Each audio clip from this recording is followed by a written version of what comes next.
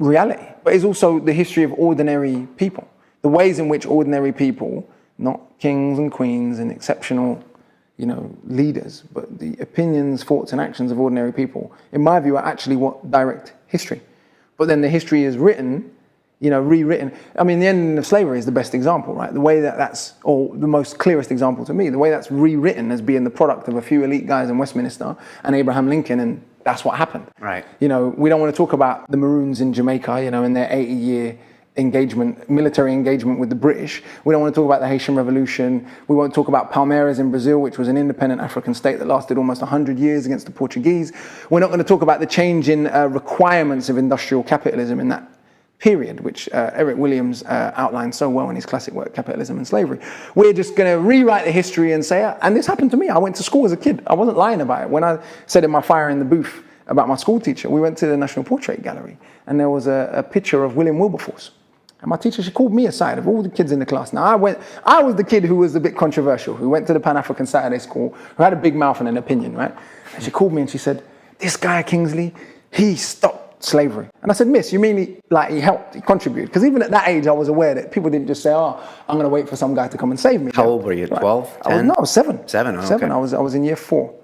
And she went, no, he stopped slavery. And she actually got angry with me. And this has stuck with me my whole life, that she was, could she have been that unintelligent that she thought one individual stopped this, what in its own time would have been this multi-billion-dollar industry? Or was she trying to impose on me a particular ideal without even realizing it? I think it's the latter.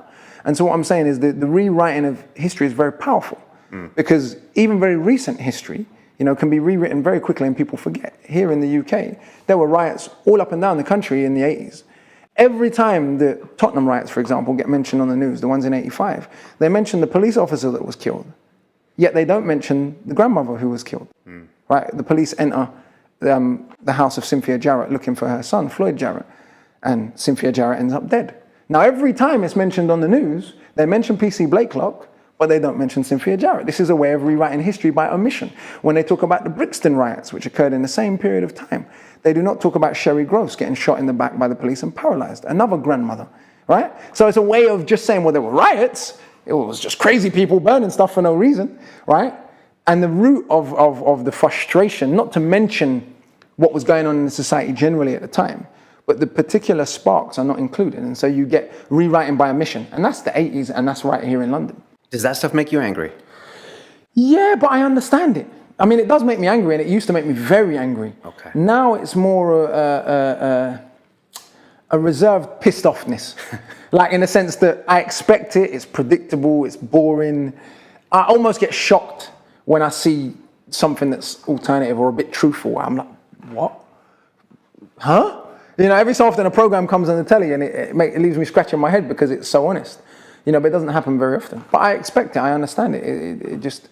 It's part of the structure of power. To watch the rest of this fascinating interview, click on the link below and go to londonrealacademy.com. There you can sign in with your social media, log in and watch the rest of the episode for free, along with all of our episodes on London Real, my webinars, and all of our premium content, all located over at londonrealacademy.com. So click on the link below, you'll be directed there and you can watch the rest of this fascinating interview, and I'll see you there.